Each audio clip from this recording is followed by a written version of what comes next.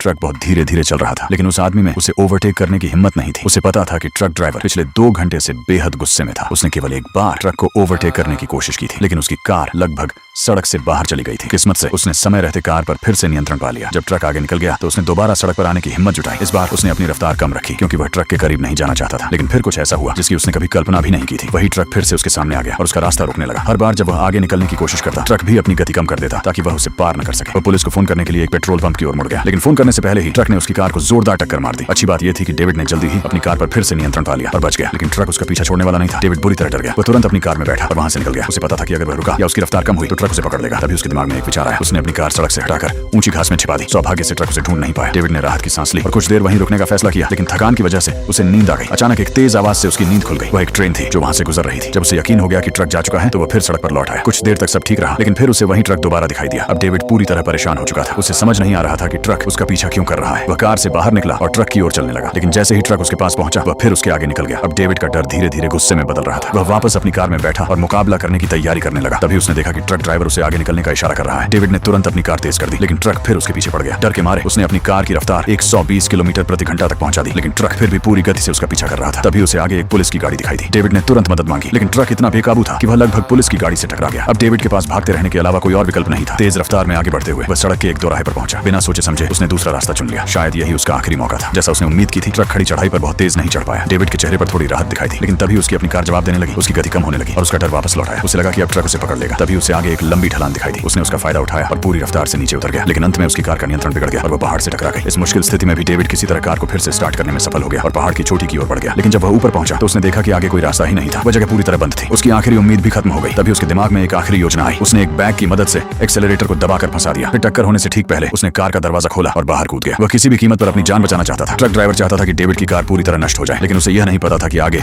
एक बहुत गहरी खाई थी। इसी वजह से डेविड अपनी जान बचाने में सफल हो गया।